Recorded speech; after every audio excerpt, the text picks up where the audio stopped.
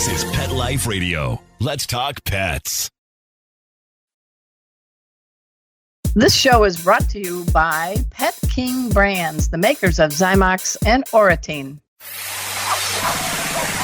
It's Oh Behave with Arden Moore, the show that teaches you how to have harmony in the household with your pets. Join Arden as she travels coast to coast to help millions better understand why cats and dogs do what they do. Get the latest scoop on famous faces, their perfectly pampered pets, and who's walking who in Rin Tin Tinseltown. From famous pet experts and best-selling authors to television and movie stars, you'll get the latest buzz from wagging tongues and tails, garner great pet tips, and have a doggone fur-flying fun time. So get ready for the pause and applause as we unleash your Oh Behave host, America's pet edutainer, Arden Moore. Welcome to the Oh Behave Show on Pet Life Radio. I'm your host, Arden Moore. You've come a long way, doggy and cat and other companion animals in just 20 short years.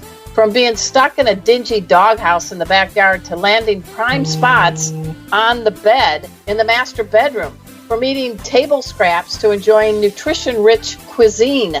From being called an it to being the popular pick on smartphones and Facebook pages. Listeners, whether you realize it or not, all of us are in a possum pet revolution right now. And here, as our doggone great guide, is the author of a must-get new book called Pet Nation, The Love Affair That Changed America. Please give pause and applause to the CEO of the Animal Policy Group, a real-life legal beagle, and the author of Pet Nation, Mark Cushing. Hey, Mark, welcome to the show. Hey, it's a great show. Fun to be on it. And everything you just said is so true about pets. That's right. Hey, folks, we're going to find out why Mark Cushing pointed out why Lassie may be taking the blame and how the Pope really feels about pet power and a lot more after we pay for this show by taking a commercial break. So sit and stay. We'll be right back.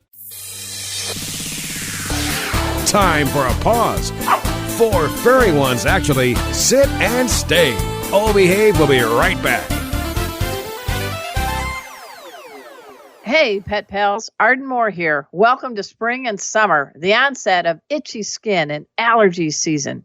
Is your pet dealing with itchy skin, hot spots, and even ear infections? Help is here.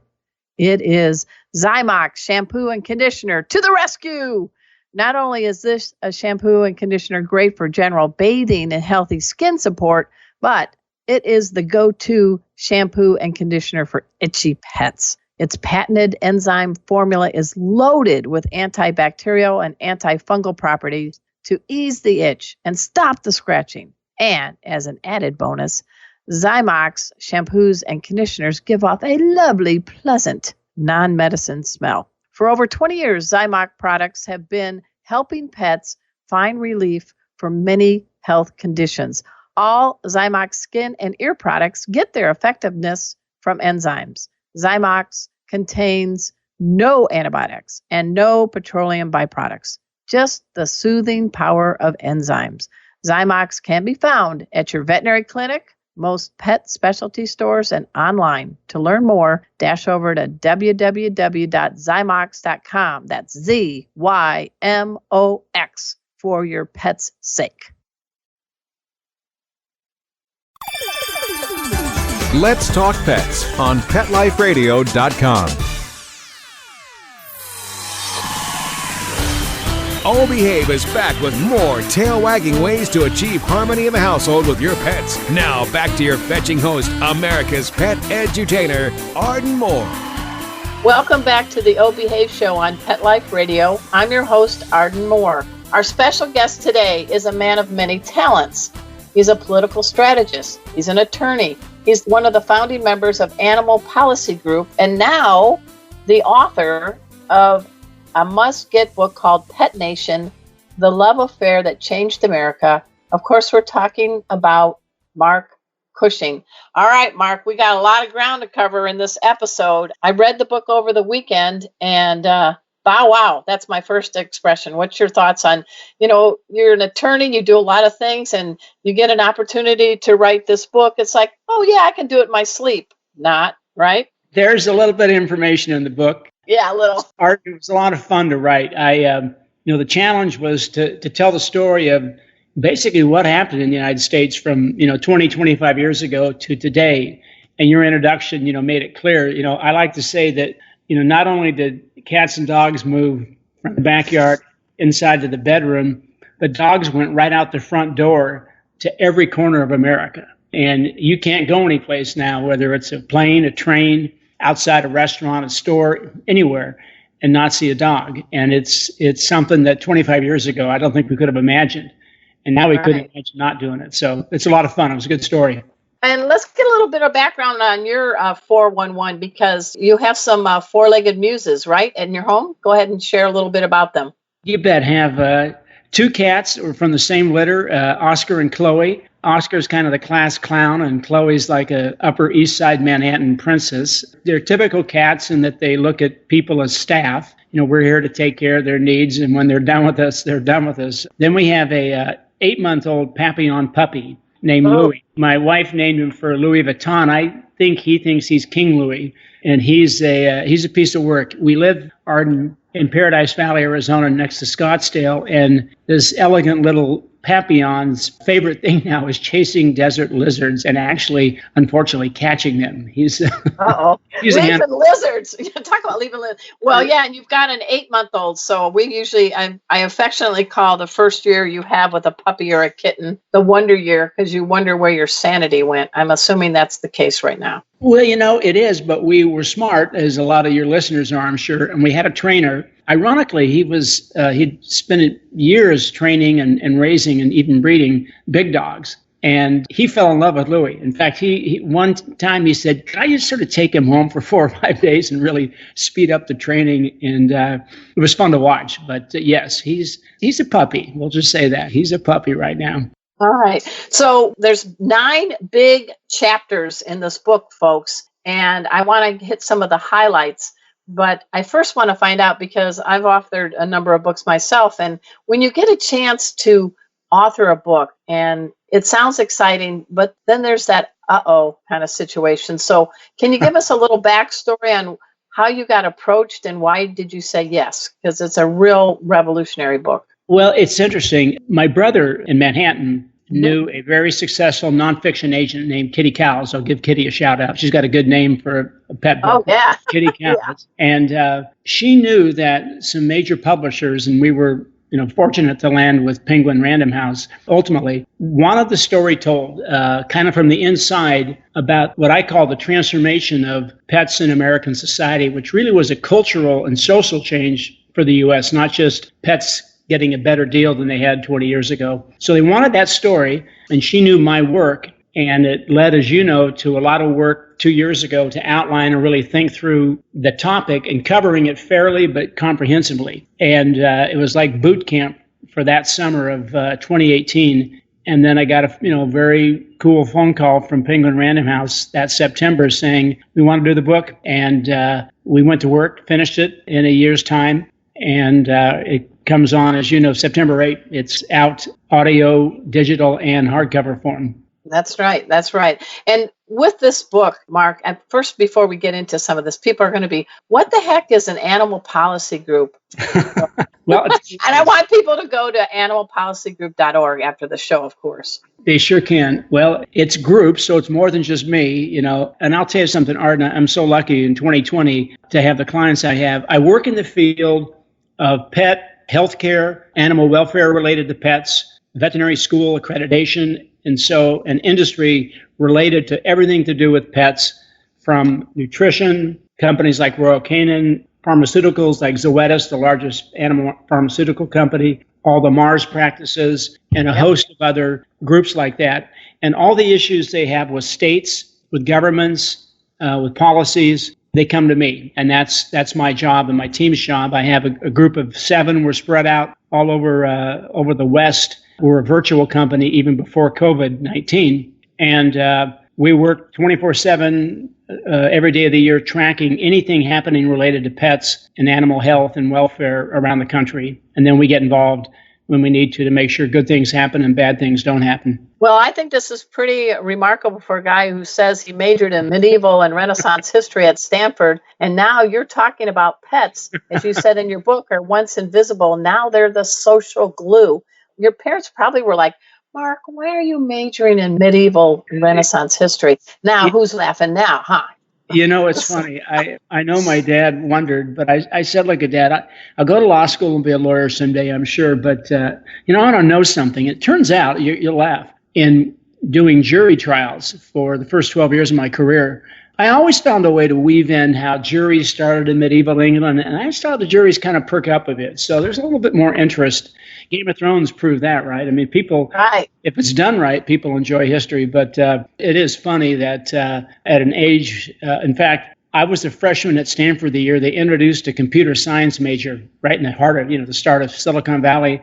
And I remember thinking, who'd major in that? So who was the smart one there, right? But it's been fun. Somehow it's been useful for me. Well, you point out in your book, Pet Nation, that what do you mean that pets once invisible have become social glue? I like that. And I know you've got some case studies because you're an attorney, but can you kind of briefly summarize what does that mean, social glue?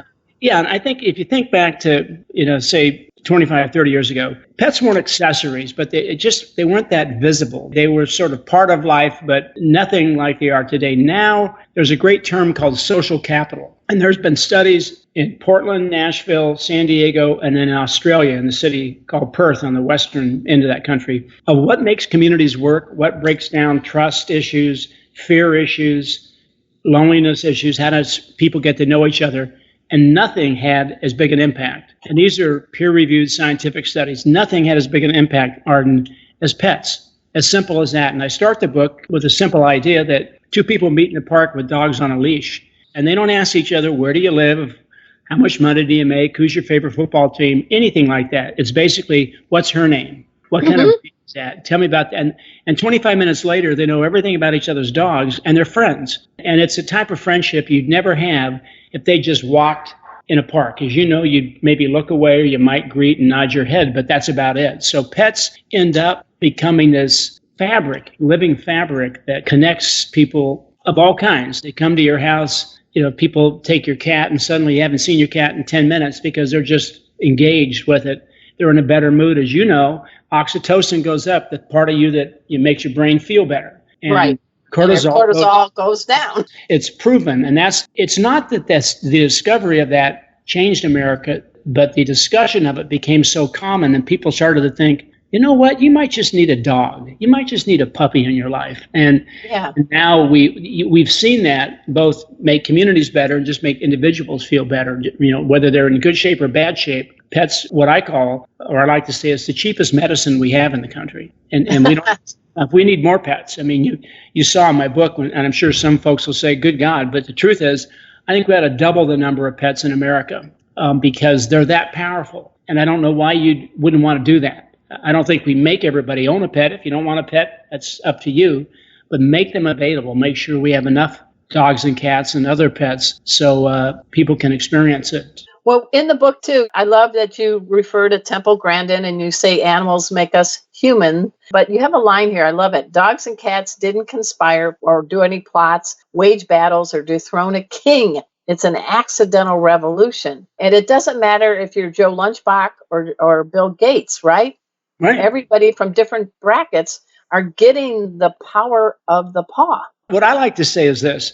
It wasn't like dogs formed a union and demanded the right to live inside. And, oh, by the way, now we're here. Can we sleep on your bed? And, oh, by the way, can we have designer dog food? People just did it for them. Dogs still chase balls and cats chase string, right? I mean, Pets haven't really changed. People changed. I mean, Americans, and now 65% of all households have pets of some sort. Americans changed.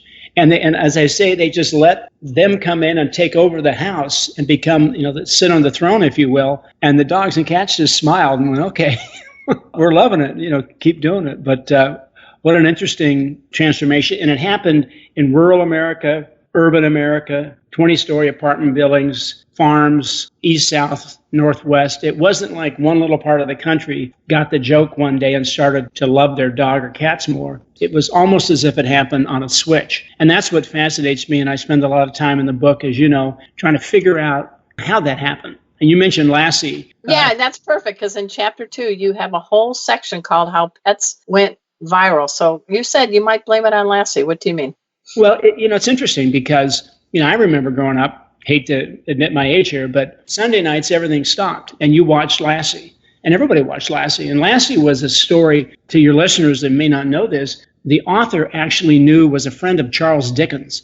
I mean, that's how long ago it was written, in the 1800s.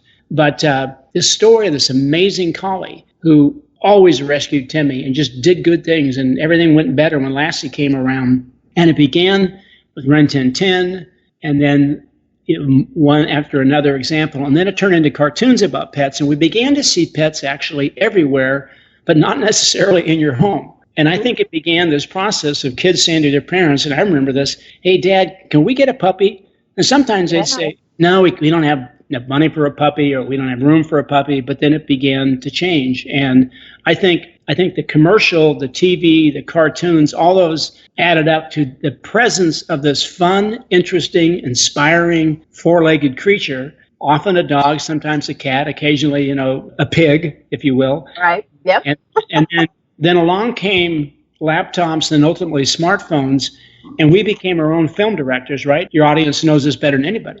I mean, you can't open up Facebook and not have 10 viral films or videos of what a cute cat did or a funny dog did. And you always watch them. They're not your dog, but you're watching it like, my God, my dog does that too. I got to show you this. And that, I think, began to be the common element. And it wasn't something you had to have a lot of money to enjoy. You just literally just had to have a pet and a phone, and it took off. Then it couldn't be stopped. And that's the thing I think is so cool, is that pets aren't a fad. This isn't hula hoops or Beanie Babies. People aren't going backwards now. In fact, millennials that grew up in households that had a pet, they own more pets than anybody in America. And the Generation Z right behind them, and I've got 4 millennials and 1 Generation Z child, they're having 2 dogs. They want 3 cats. I mean, they're not stopping. So our challenge is going to be to keep up with it, frankly, and to have enough veterinarians and enough providers and service and trainers and everyone you need, which is great news to have that problem, right? Oh, yeah, definitely. And with that, too, you talk about in chapter 3, the whole damn country has run amok.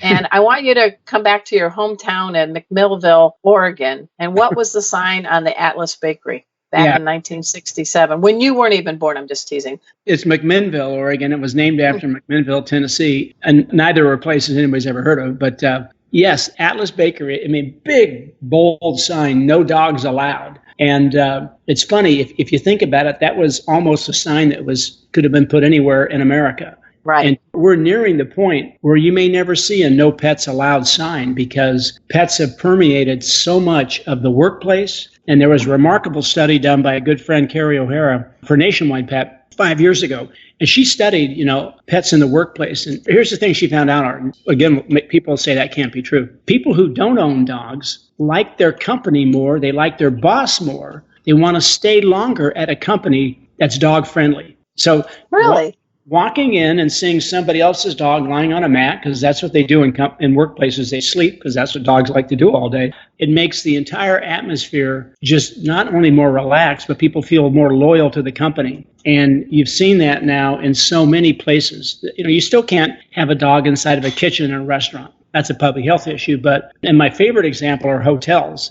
Now in COVID, it's a rough time to be in the hotel business, so I don't want to make light of it. But I don't think any part of American culture has changed faster than hotels becoming pet friendly. And actually, you have to work pretty hard to find a town where you can't find a place to sleep that'll take your pet. And it's remarkable, because I would have thought back 20 years, if I showed up at a Four Seasons and said, "Meet my dog Louie," they'd be like, "Really? And where are you camping out tonight? Because you're not staying here." And well, I think, I just saw something that you probably are aware of. I'm finally trying to take a safe vacay since COVID. And my spouse and I went on vacation rental by owner, and we put in, 2 people and pets. And I've been finding out that people are seeing that these vacation rentals, if you have certain policies in place, it's like 25% of them, you stand like a Great Dane above, pardon the pun, a Pomeranian or a Papillon, by offering the ability to bring your well-mannered dog to a vacay like that. So I think you've got something there, Mark.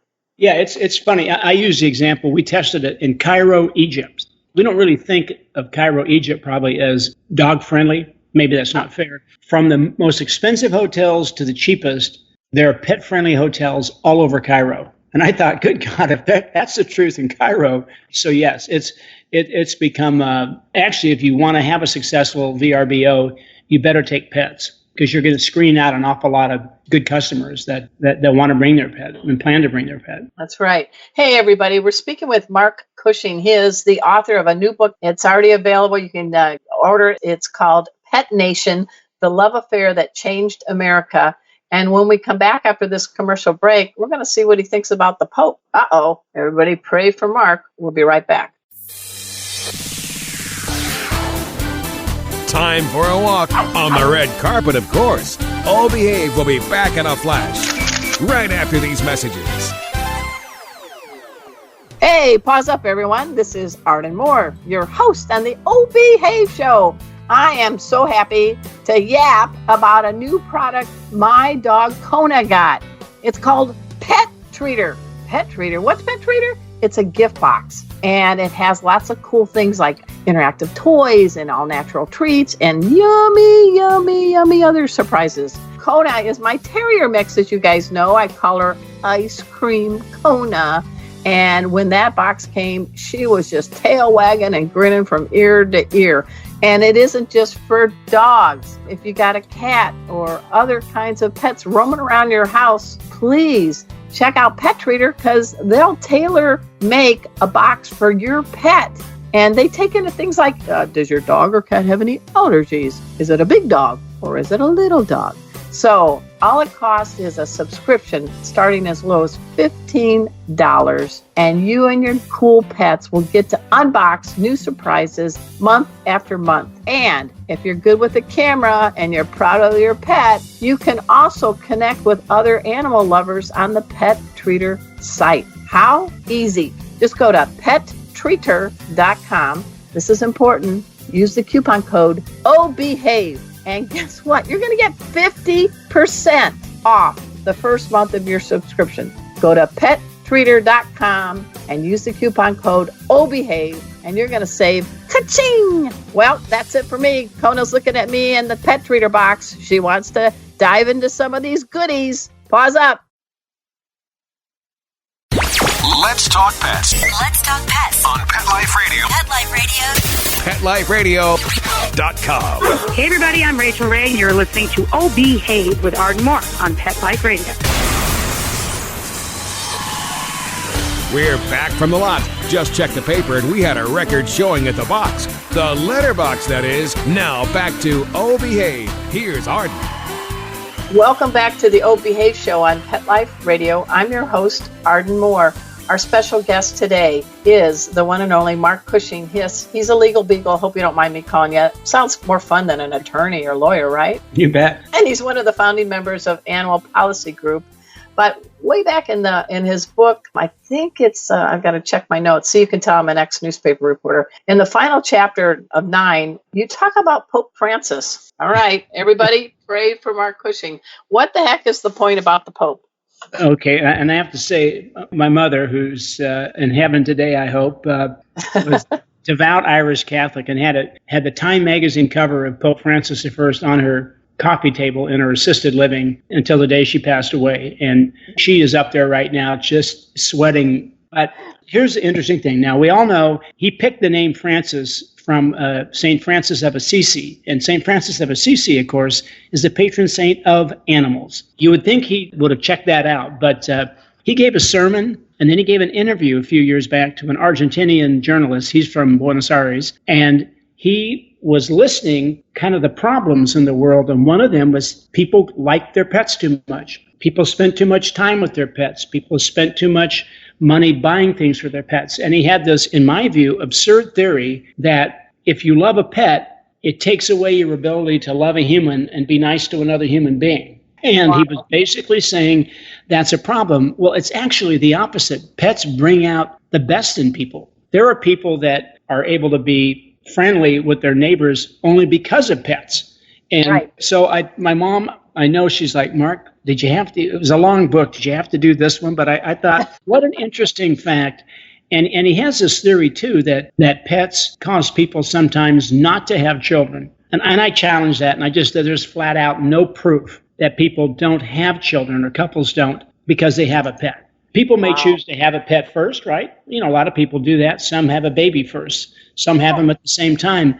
But the idea that one causes the other, no. But he was trying to push that idea pretty hard because he said, then you're going to be lonely at the end of your life. And I thought, really now? So I spent 3 or 4 pages, but I used it as a way to just illustrate that it's easy for a powerful figure like that to have so much impact. And you know, maybe he'll read the book. I'm sure there'll be an Italian version of it, I hope. Maybe we can have a discussion sometime. But honestly, the argument just doesn't make sense. And I thought people might enjoy hearing what he had to say about it. Well, I think we might be praying for the Pope then, whatever your spiritual background or desire is. I think I'll do that. How's that? Well, and I think as you read, I said, let's get him a corgi. You know, get on the rug and start playing with a corgi, and because he calls it programmed or automatic love with a pet, and I thought there's nothing automatic and programmed about it. Pets are unpredictable. Just when you think you know your dog or cat, they do something that you've never seen before. So, but we'll see. Maybe he'll change his tune. Well, I have a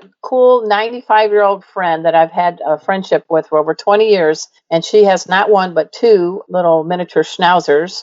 And the fabulous Flo From of Oceanside, California, after her husband passed away about 15 years ago, she says they saved her. And she loves these guys. I mean, she has a great family, kids, grandkids, great-grandkids, but her world is surrounded by her 2 schnauzers. So, and she's religious. Isn't that a great story? You know, and there's a commercial side of it too that I like to point out. The book was already being published before I saw this, but I remember last Christmas, and Hyundai came out with a car commercial, and they had 4 silver Hyundais from the tallest, largest model to the smallest lined up, and in front of each one, they had 4 silver-colored dogs, again, the tallest to the smallest, in front of them. I'm guaranteeing you, Arden, what do you think people looked at in that commercial? They looked at the dogs. And you know who knew they would do that? Hyundai did. They didn't even tell you about the models. It wasn't even about what's that model and what's this model. It was, look at that. What is that dog? What is she over here? And that little secret that Subaru and Nissan have known for 20 years, they just knew that if you put a dog in a car, people bought the car. And that sounds funny. People will say, oh, but you know what? Their sales went up, and they have entire ads where they never mentioned the model of the car, the engine, the performance, anything. That's right. Anyway. Well, it's kind of like, I think, the dogs in the Subaru commercial, the Goldens that are with the little Goldens in the back. I think they're giving people like insurance companies like the Flo from Progressive or whatever a run for their money. Oh, yeah. No question. It's hard to watch any television and in the course of half an hour not see 2 or 3 ads that have a pet in them. And if you think that I'm kidding, test it tonight. Everybody take a look and then let Arden know if I'm wrong. The truth is people put pets, but mainly dogs, in commercials just because people love to see them. They feel better when they look at them. So it's we're onto something, obviously, and that's why I called it Pet Nation, because it's a whole cultural change, and it's not going to stop. Well, you talked about feeling the feel. Let's go shift a little bit to telemedicine with veterinarians and some new possible vaccines that may be able to have people that are sneeze because they're allergic to cats may be able to have a cat. Well, it's interesting. You have a cat product now that the saliva is what ultimately affects it. So if you can address that, wouldn't that be great? Because we all have friends that come over and sadly, they just really can't be comfortable sitting next to a cat inside. They can be outside. So that's changing. There's a lot of money and time being spent on that research, and those products are out there and they're going to get better pretty quickly, I think. The telemedicine piece is, human medicine for 30 years has discovered the use of the computer and TV and smartphones, particularly for folks that live in rural America that just can't drive 10 minutes to a doctor. And why should it be any different for veterinarians? And veterinarians were slow to this, Arden. Part of it was, hey, I don't like technology. Don't make me learn something. Life's complicated enough. And COVID in particular has flipped this on its head. And I actually helped organize the new Veterinary Virtual Care Association, the first national group focused on telemedicine and all those tools that allow people, particularly if you're in a maybe 7th floor apartment and you might live alone and you have a small dog, the effort it takes, get the dog in a crate, go down 7 floors. Let's say you don't own a car. I mean, how are you really going to get to the vet? The answer is you aren't going. And about 40% of America's pets don't see veterinarians. So it's the easiest thing, and the barriers are breaking down. That's the good news. Lots of companies in there with lots of new devices and how to do it and make it easy. And veterinarians are finding out it's fun. And mainly what it does for people, and your listeners probably have tried it, you can call a vet and say, let me just talk to you about something. I've been watching my dog. I'm home during COVID, and I didn't notice this. Is this a problem? And they can talk to you, walk you through it almost every time, and you don't have to get in your car, go to and if you're not comfortable being around a lot of people right now, isn't it great that we're using it? So COVID's had some good effects. As rough as it's been on everybody, it's had some good effects, and that's one of them. When you talk about that, you think about it, the pet, when they're sometimes in a vet clinic, or I call it with the cats, the 3 C's of terror: car, clinic, and carrier. Here's the cat, probably grooming himself on your kitchen island, and the vet can see the cat in his own environment. There's not a stress marker going on. So it sounds like some advantages of telemedicine is that you get to see your dog or cat, the vet does, in their own environment and be able to maybe make a better call. 100%. And vets will tell you that. And we also have devices now that are not expensive that can do blood pressure, temperature, monitor activity, so that your veterinarian can actually see a lot of information about your pet the way they do about you when they look at your blood workup before a physical. They get all that data. My wife teaches at Mayo Clinic Medical School here in Scottsdale, and I did my annual physical at Mayo 2 weeks ago by telemedicine. Really? And the doctor had all of the data for 4 years of treating me, of taking care of me. On the screen, he shared it with me. It was like going to med school. I mean, he told me I was doing good and bad, and I think he was even more comfortable doing it that way than if I'd been in his office looking over his shoulder at his computer. So in a weird way, it was actually more conversational and comfortable, and I enjoyed it. So I'd be no different about my 2 cats or a dog, if that made sense. Sure, you go in for vaccines. Of course, you go in for surgery. If it's a spay or neuter, of course. But telemedicine doesn't keep people out. What we found is that more people go to the veterinarian because of telemedicine, because they've had a good conversation and they understand why that may be an important step to get in the car and get to the clinic. So it's, again, not something that's going to be slowed down or stopped. People are going to continue to use it and enjoy it. So I guess you're saying Oscar, Chloe, and Louie, it's a fine time to be a pet in the Cushing household. It's a good life to be in my household with Natalie and myself. It's a good deal. Chloe, unfortunately, has one desire in life. She's the princess cat. She wants to be outside and living free, she thinks, not knowing of the bobcats, coyotes, hawks, javelinas, and all sorts of creatures in the desert. So she just stares out the window forlornly, like, why am I in this prison? It's too funny. I think, you've got a good life. But yes, we have a lot of fun with them and can't imagine not having them. So I want everybody to check out animalpolicygroup.org, but you have a Facebook page, don't you? Is there any social media you want to do a shout out to? Yeah, you bet. Happy. It's Mark L. Cushing. I think it's marklcushing.com, and that's the author page. You can go to that, and animalpolicygroup.org. And I think if you went to .com, you'd get it too. You can see the rest of my team. And yeah, you bet. We try not to hide anything, so you know what you're getting when you deal with me. What's a final gem you want to give our listeners who are doggone happy that you've been a guest on our show? I'm going to even say it's going to get worse. You've been meowvelous. How's that? Did I do it? Are you groaning yet? Okay, I think if you get the book, and I sure hope you do, and you can get it in audio or digital form too if you want, but take a look at Chapter 8, even if you've only had cats and dogs in your life, because it's called The Other Pets. And it pretty much tells the story from A to Z of everything else that people call a pet in this country. And you'll be surprised and you'll laugh. And it starts out with a powerful story about a specialist that took care of a 19-foot reticulated python, where the owners drove from Texas to Los Angeles to save this python's life on Christmas, because the specialist was in LA. And if you didn't think that you could fall in love with a pet like a python, you will when you read it. But so I'll leave it with that. But it's great. Congratulations to you on a great show. And I'm just honored, honestly, to have done something that got your attention. So appreciate the time. Well, I'm definitely going to be talking up Pet Nation to all my pet pals. Everybody, let's give a warm thank you to Mark Cushing, the author of Pet Nation, The Love Affair That Changed America. I also want to give a shout out to the other Mark behind the scenes, the Wizard of Paws, of course, our executive producer, Mark Winter of Pet Life Radio. Hey, folks, check out ardenmoore.com. Go to my Facebook page. So glad my mom gave me a weird first name. And so until next time, this is your flea-free host, Arden Moore, delivering just 2 words to all you 2, 3, and 4-leggers out there. I guess I'm going to have to add some legs after talking to Mark Cushing. Oh, behave.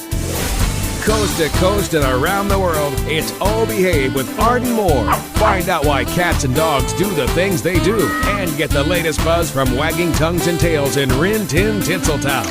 From famous pet experts and best-selling authors to television and movie stars, you'll get great tail-wagging pet tips and have a fur-flying fun time. All Behave with America's pet edutainer, Arden Moore. Every week on demand, only on PetLifeRadio.com.